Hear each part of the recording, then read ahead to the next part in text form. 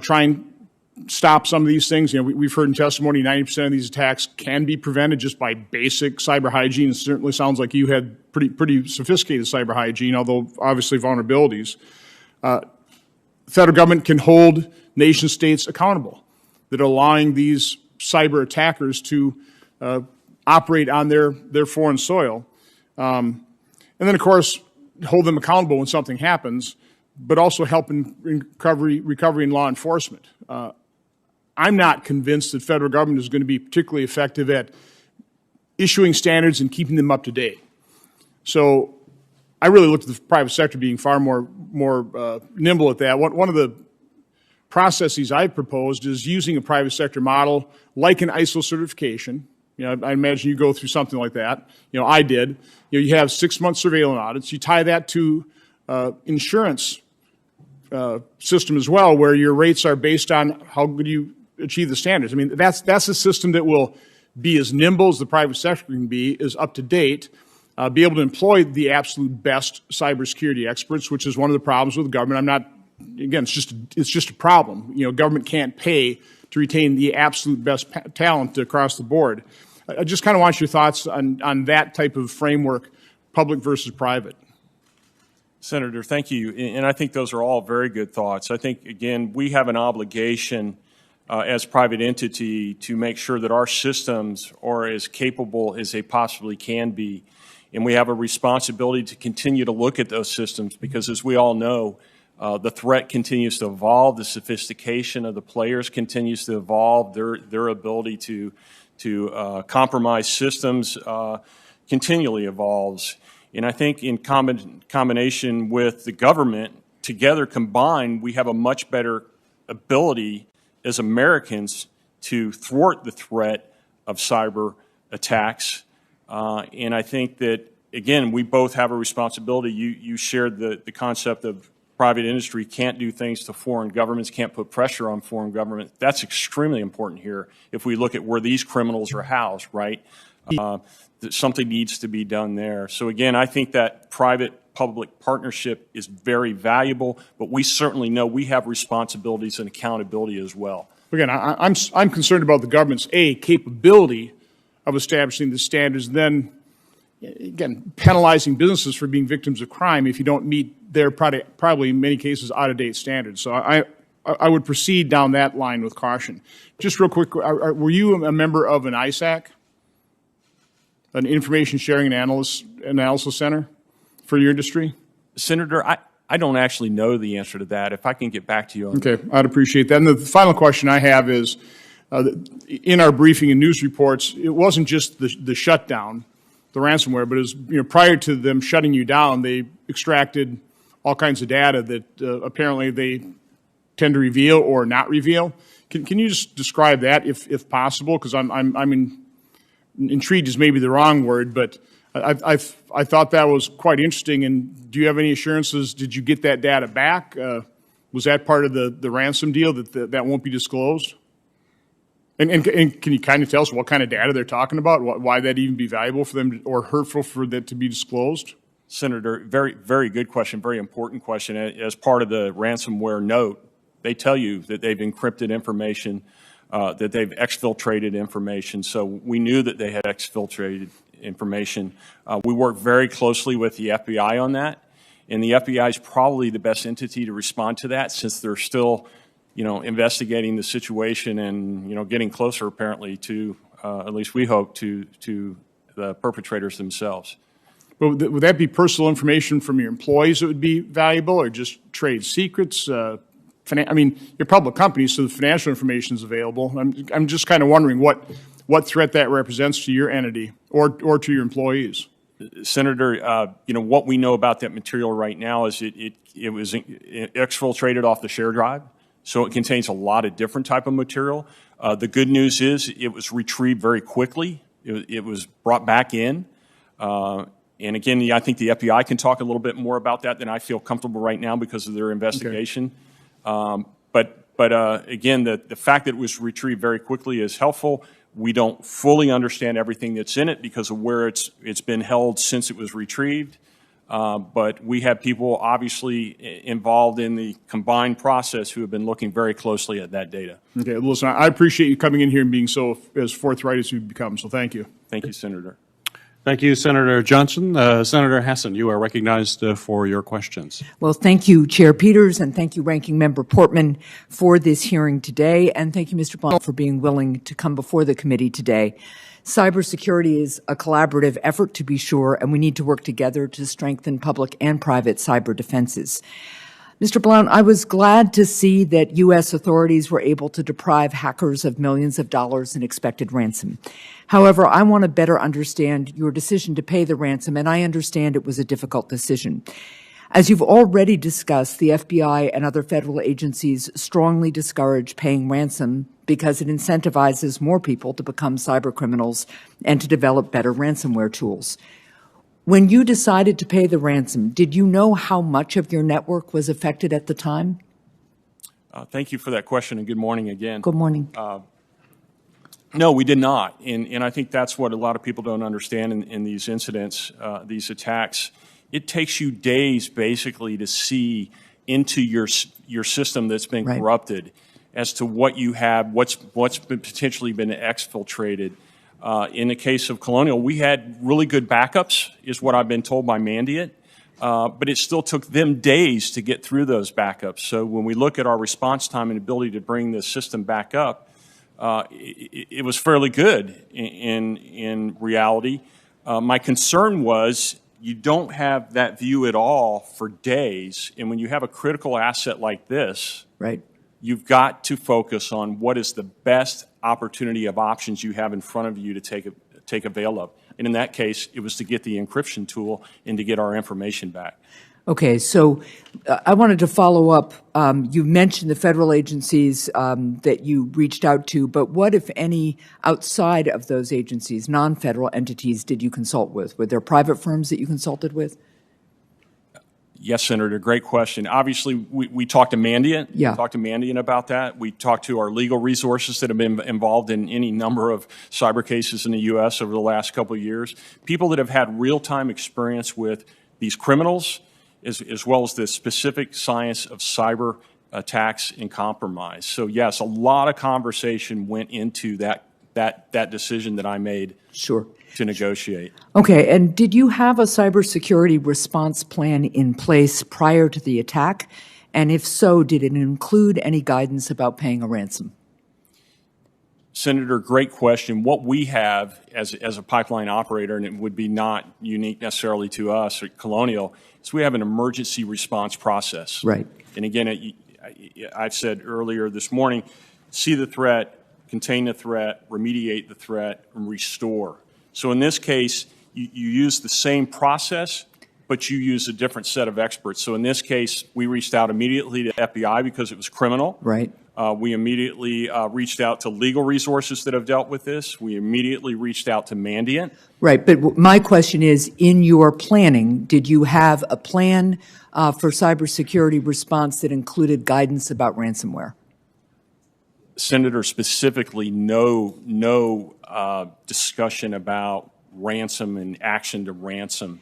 And did your team do tabletop drills, for instance, to go through an actual simulated cyber attack before this happened? Senator, yes, we do participate in those with various groups, as well as do them on our own at Colonial. Okay.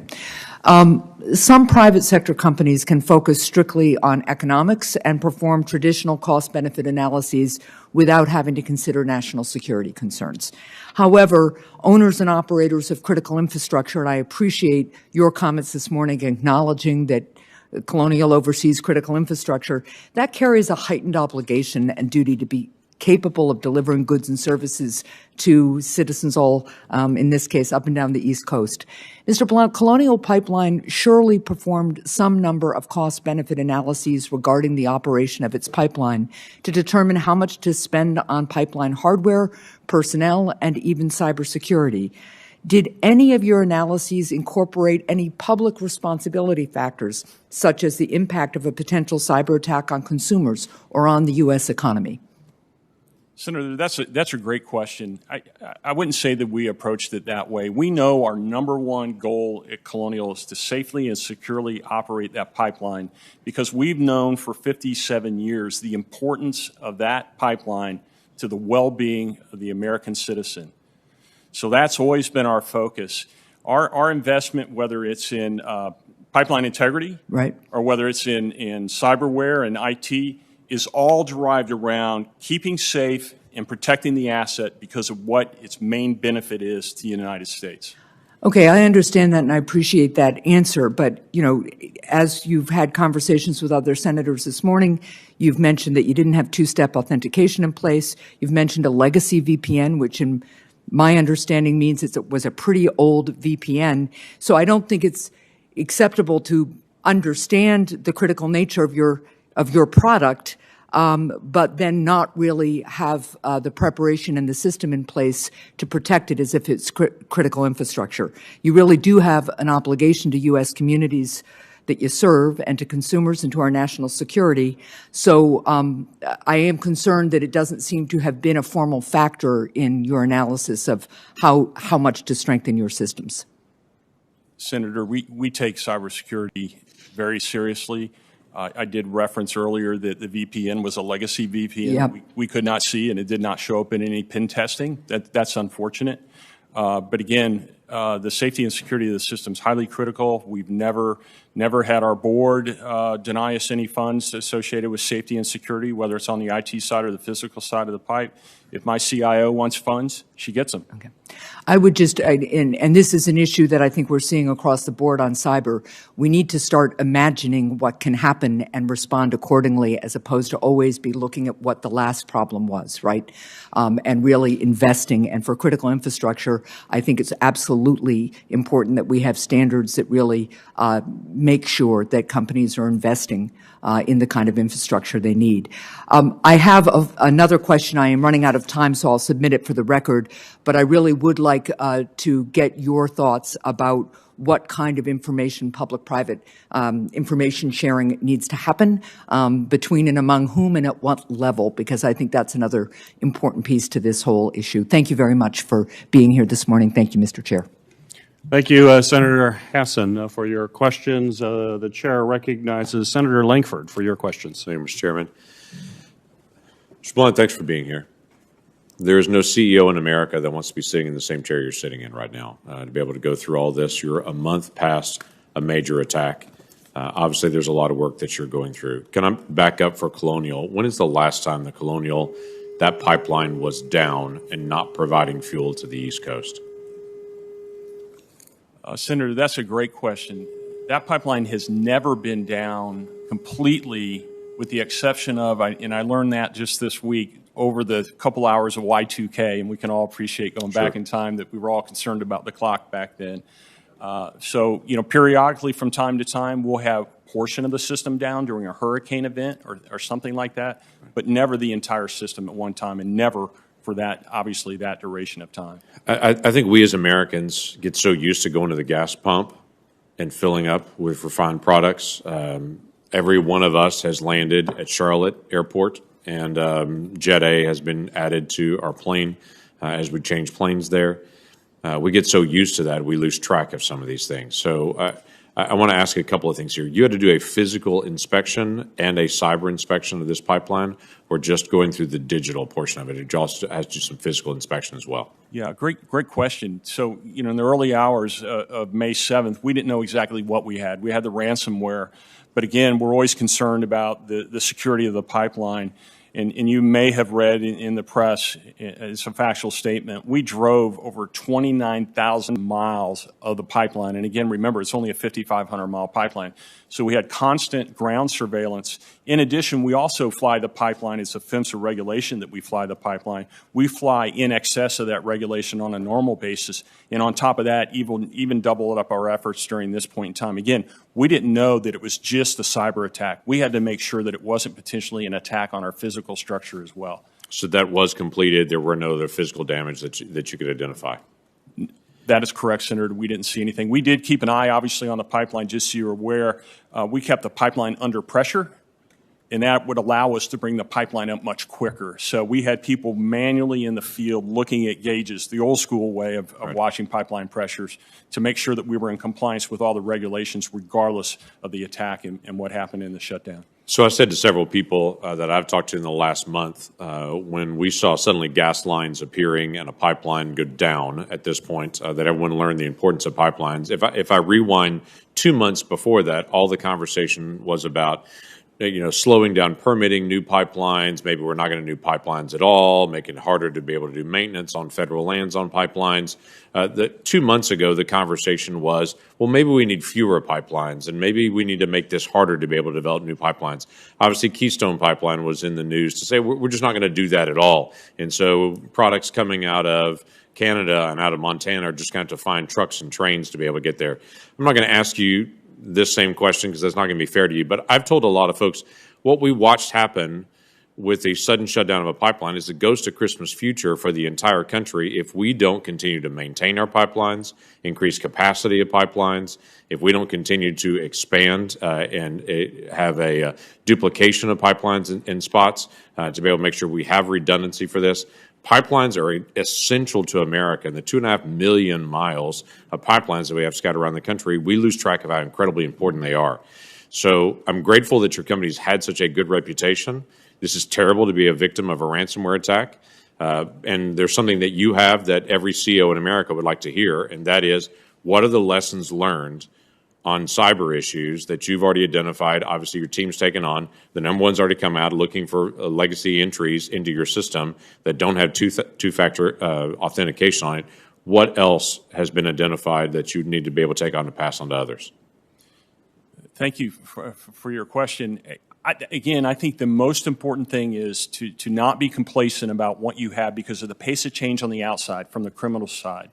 And then the secondary to that, but equally as important, is the ability to have an emergency response process in place. If we had not been trained for the last 57 years to respond to any threat, whatever that threat is, it's an extension cord on the ground that hasn't been taped down that someone might trip over and hurt themselves.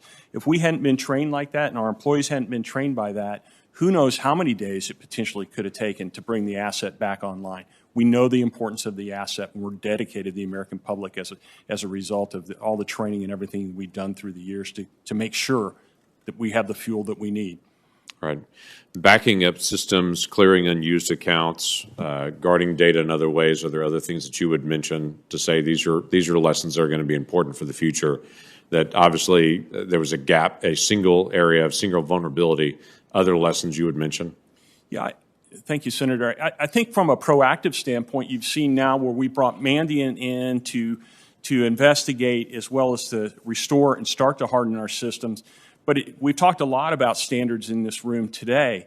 And so we've also brought Dragos in and Black Hills in, and people may ask, why is that overkill? And I would say, I don't think so, because what we want to make sure is we get the best out of each one of those experts. They all have a specific skill. Dragos very good at OT systems, right? We want to make sure that we have the best hardening and the best segmentation we can possibly have on our OT side.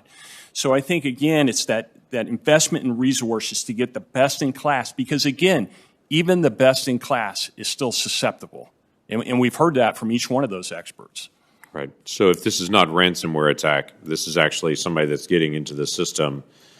Have you been able to determine going through it whether they would be able to get to your operating system to be able to change pressure, to be able to change volume, to be able to change flow through the structure they actually came through? Senator, that's a great question. Obviously, that factored in largely to my decision and the employee's decision to shut the pipeline down that day.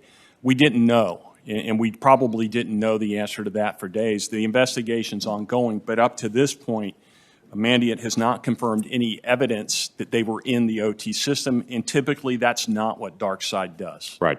Right. It's a different animal, but it's a vulnerability that sits out there for someone else that does mean to be able to do our nation harm, not just your company harm at this point. And if they're not just going out for money, but they're actually going out for physical damage.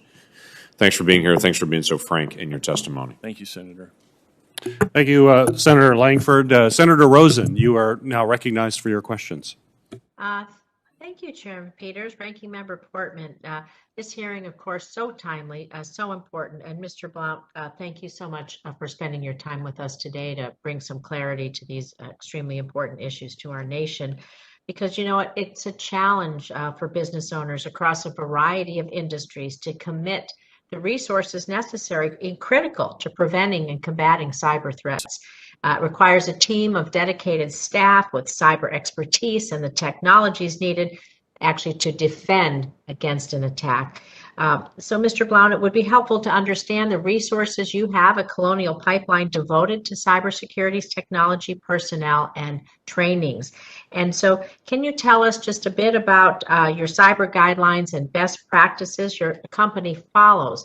Do you collaborate with federal agencies like NIST, DOE, and CISA? If you don't, why not? And can you just talk to your plans to either current collaboration or collaboration going forward if you plan to do that? Thank you, Senator, for that very important question.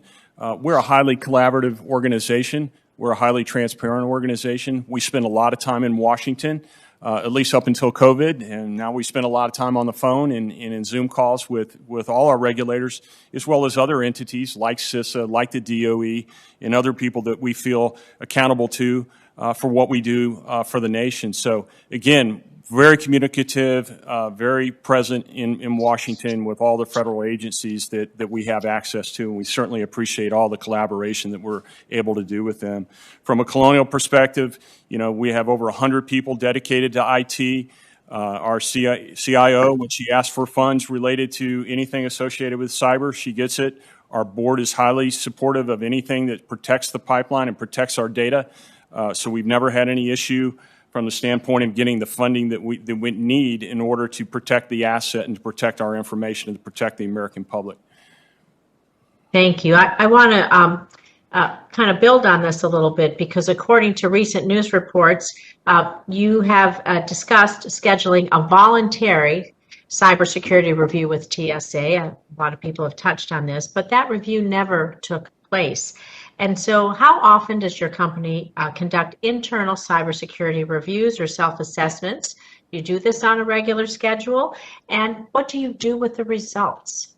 Who do you share them with, or do you share them? Senator, thank you for that question. With regard to the VADAR voluntary program that TSA has, I had also heard in the press that we had refused to participate in that, and that was quite a shock to me, and it was quite a shock to our CIO. We maintain a lot of conversation with the TSA, and specifically at the Director of Security level there. We have participated in a number of things with the TSA in the past, including physical screening of our facilities. We have actually had the head of TSA in our office meeting with me and my management team. Do you do your own internal reviews? Do you share them with others? How do you do those on a regular basis? I guess that's also the point of my question as well. Senator, we do participate in periodic penetration tests. We do auditing, outside auditing of our cyber procedures in our IT department. And like all audits, you expect you're going to find something with a pace of change outside from the threat, and you rank the things that come back, and then you go about the business of tackling those things that are deemed deficient or weak in order to improve your defenses. So yes, we do. Well, you know, I want to build on that because you repeatedly said during this hearing that you weren't part of conversations in the wake of the cyber attack, including the discussion with the FBI about paying a ransom.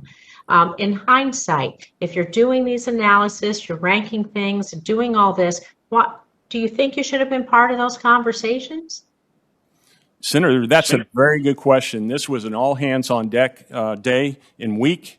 My responsibility that week was to communicate to my board, make sure that my team was communicating where they needed to communicate. I directly handled all the discussions at the DOE level, including the daily briefings that we did with the DOE. I participated in briefing with the governor's offices throughout the states that were impacted. So while it would be nice to be involved in every conversation, the reality of it is I can't be every place at once, but it was well taken care of by any number of my management team members, the people that report directly to me. Thank you. Appreciate that. I want to talk a little bit about my Cyber Sense Act, because we know, of course, cyber attacks, that's what's happened to you. So last Congress, I introduced the Cyber Sense Act. It's bipartisan legislation that would create a voluntary cyber sense program at the Department of Energy that's going to test the cybersecurity of products and technologies intended for use in our bulk power system. This bill also directs the Energy Secretary to consider incentives to encourage the use of analysis and testing results when designing products and technologies, although I think the incentive would actually be not to be hacked. But Mr. Blunt, while the program in my bill would establish is solely for electric utilities, do you think a similar program for pipelines would be helpful for gas companies like yours across the board to collaborate and communicate and have some sense of what's going on in the industry? Senator, thank you for that question. I think that's a great program for the electric utilities, and I think anything that would help our side of the business be more secure and less susceptible to any threats is a great idea. Thank you. And I think the last question, I have about a minute left. I just want to ask a quick question about why Colonial Pipeline didn't notify CISA immediately following the ransomware attack. Mr. Wales told this committee there's a benefit when CISA is brought in quickly because of the information we glean. We work to share it in a broader fashion to protect other critical infrastructure. So what's your response to Mr. Wales' statement and you not sharing your ransomware attack? I'm glad you asked that question, Senator. One of the first phone calls we made that morning within hours of noticing the compromise was to the FBI office. And during that conversation with the FBI said, we will call you back later. We want to bring in our Center of Excellence from California into the conversation, and we will call CISA and bring them into the conversation. So at that point, based upon the number of phone calls that we had to make that day to any number of governmental entities, we knew that CISA would be notified and brought into the conversation. We had a conversation with CISA the first day as a result of that connection with the FBI. If the FBI had not called them, we would have. We called every other governmental agency we were required to, and then some that day. So again, I don't know why he made that statement, but I can tell you we would have called him. There's no reason not to. We were extremely transparent, and we wanted all the help that we could get that morning. Thank you very much for your testimony today. My time's expired, Mr. Chairman. Thank you, Senator Rosen. Senator Hawley, you are recognized for your questions. Thank you, Mr. Chairman. Thank you, Mr. Blount, for being here. I think you mentioned this in your written testimony, but I'd just like to start here. What percentage approximately of all fuel on the East Coast of the United States is transported by your company's pipeline? Thank you for that question, Senator. It's approximately 45%. And how many gallons of fuel does your company's pipeline transport on a daily basis?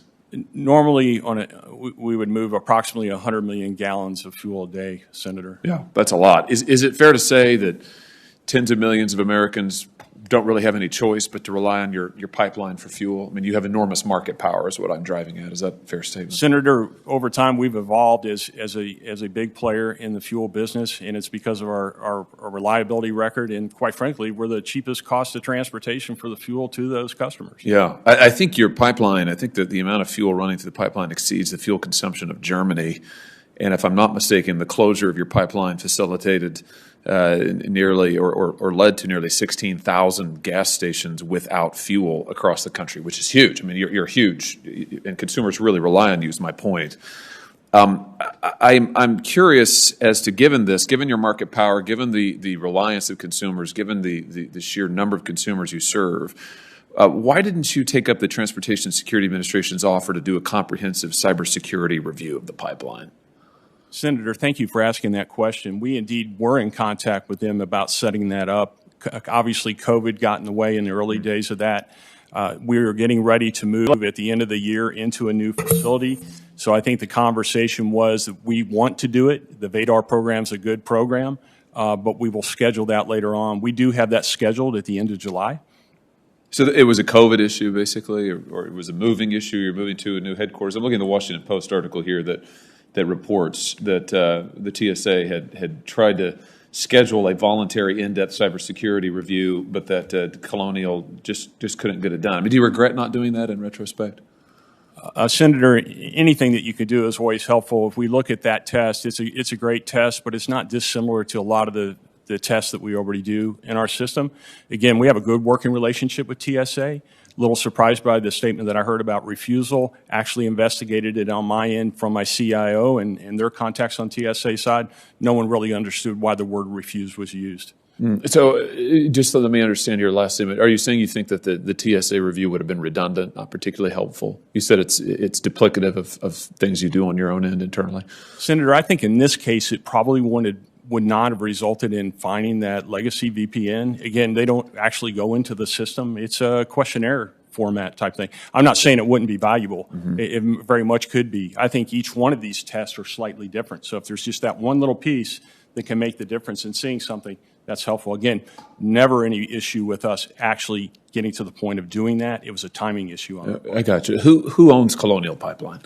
Colonial Pipeline is owned by several entities, Including a division of Shell, Midstream actually, Casa de Quebec, KKR, IFM, and Koch Industries. Got it.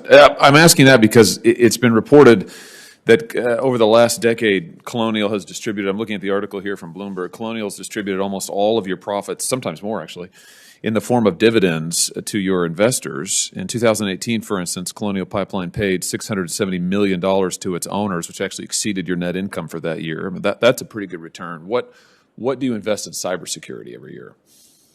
It's a great question, Senator. We invest over $200 million over the last 5 years in our IT systems. And that's cybersecurity? How about on an annual basis for cybersecurity? $670 million distributed in dividends in 2018 alone. Give me a sense of, you're operating not unlike a public utility, right? I mean, we covered the fact you serve 45-50% of customers on the East Coast. You transport 100 million gallons a day. You shut down. The attack on you led to 16,000 gas stations being shut down. So just give me a sense of, given the importance of your company, the size of it, the reliance, what are you doing in terms of your investment for cybersecurity? I know you're paying your investors well. Yeah, Senator, great question. Our dividend policy is not much different than any other midstream company. So I want to state that first. Our owners have never denied us any opportunity to spend what we need to spend in order to keep the pipeline safe and secure. Which is about what a year? Take the average, over $200 million in the last 5 years. Okay, I tell you what. Over $1.5 billion in system integrity every 5 years. Got it. I tell you, we'll give you this as a question for the record so that we can get the actual, I know you don't have the number right in front of you, but we'll give you the question for the record and you can give us the exact number on an annual basis. I think that would be interesting to know. You talk about federal regulations in your testimony, and you said Congress should consider designating an official point of contact at a federal agency to better facilitate communication. It's an interesting idea.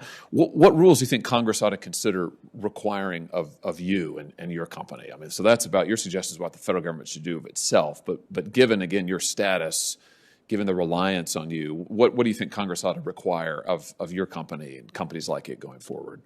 Senator, great question. I think what Congress should require is that we have a focus on safety and security of this critical asset, and I think we've demonstrated that over the last 57 years of responsible ownership and operations. Let me ask you a little bit about the attack in the IT system. So I understand that the attack occurred or was first detected only in the IT network, not in the OT network. Is that right? Do I have that correct? Senator, that's correct. Okay. That's what the investigation shows up to this point. Got it. Okay. So to your knowledge, the OT network, the operational technology network, would not have been compromised by the attack if you hadn't have shut down. You shut that down as a safe precaution, security measure. Senator, if there was 1% chance that OT system was compromised, it was worth shutting the pipeline system down. Got it. I'm just trying to establish that, to your knowledge, at this time, you think it was concentrated in the IT system. Senator, based upon the investigation by me to this point, that would be a correct statement. Yeah. Okay. So here, this leads me to ask this. I mean, the pipeline is 70 years old, right? Roughly.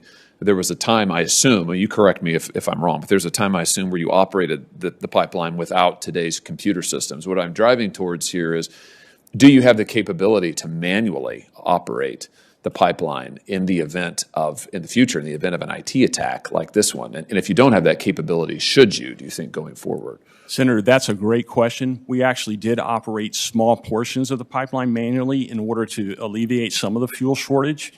And the discussion took place with the operations team about the ability to do that system-wide.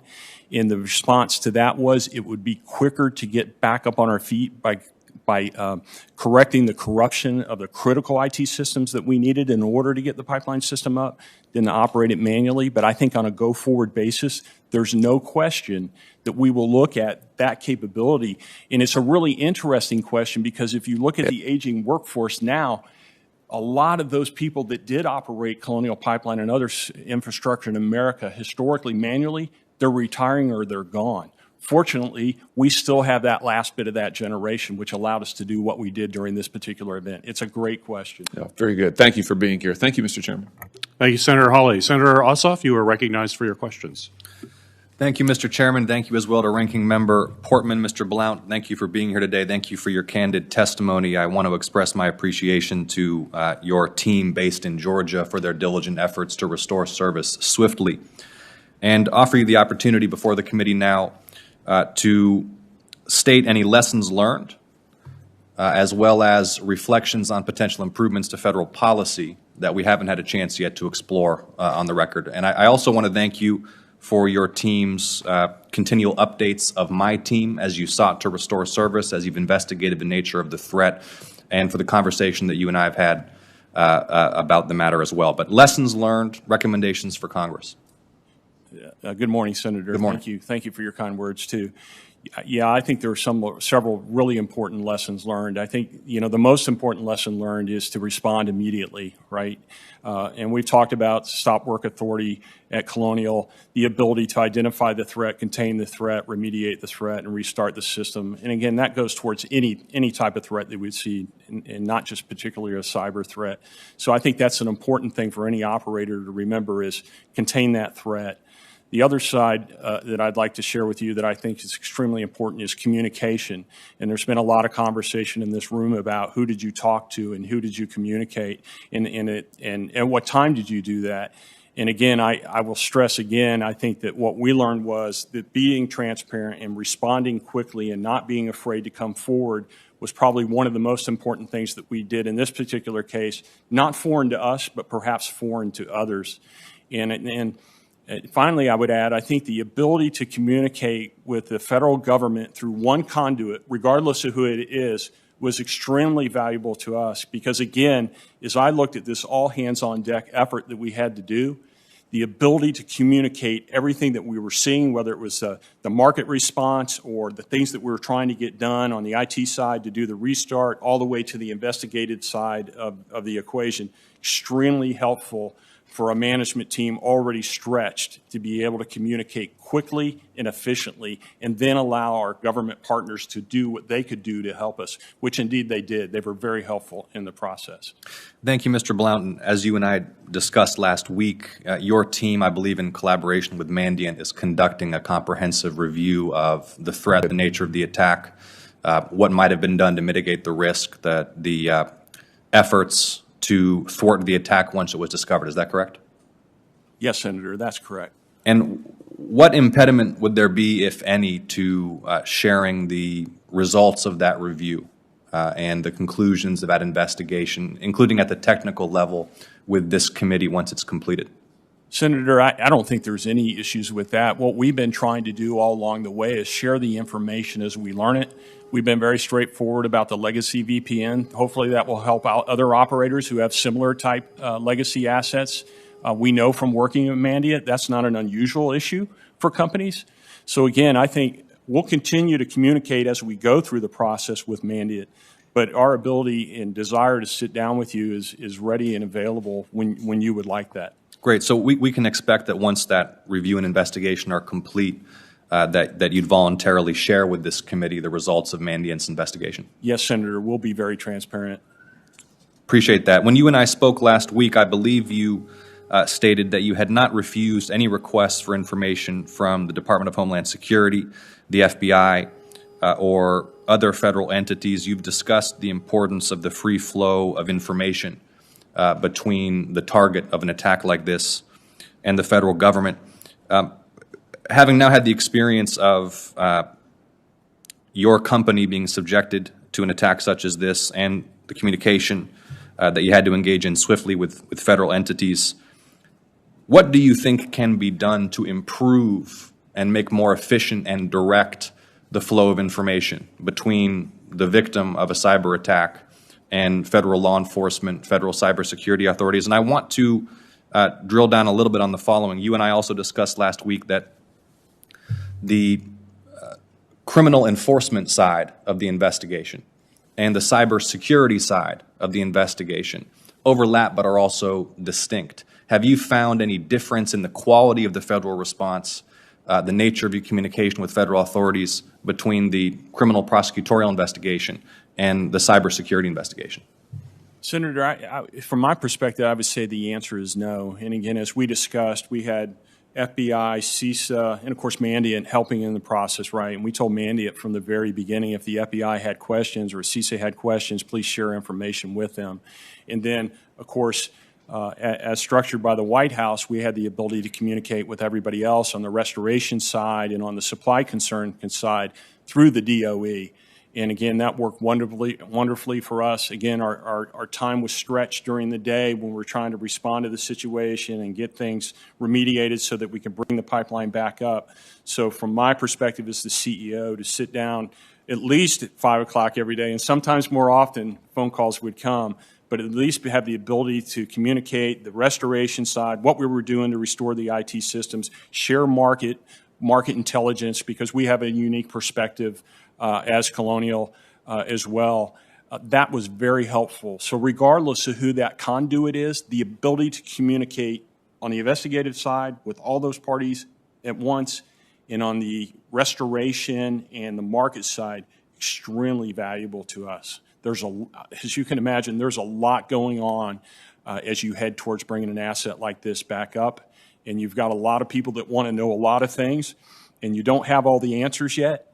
But what I found is by having them all in the same room, the expert on this one particular area would say they wouldn't know that yet, and that would alleviate a lot of concern that the less knowledgeable person might have, even though they were very strong in what their particular discipline or science was. Thank you, Mr. Blount. And finally, circling back to the ongoing Mandiant investigation, can you commit that the product that you share with this committee of that investigation will be the same product that you and your executive team and your board review, and that it won't be a different set of conclusions that are produced for the consumption of Congress, but it'll be the same assessment that you receive? Senators, as I stated previously, we will be very transparent. I think the one thing that we need to be careful about as a nation is how do we share that information? Obviously, it would be very difficult in a public forum like this, because a lot of what we'll share about our strengthening and a hardening of our systems will be critical to keeping those strong and defensive against attacks. But yes, we need to talk and figure out what's the best way to talk about what happened, as well as what best practice on a go-forward basis is for an operator like ours that operates such sensitive infrastructure. So recognizing that some of those conclusions, information, and plans may be sensitive and confidential, nevertheless, the appropriate forum for those confidences being provided will be able to exchange that information freely and review in full the Mandiant report? Senator, would gladly cooperate with you. Thank you, Mr. Blount, and I yield back, Mr. Chairman. Thank you, Senator Ossoff.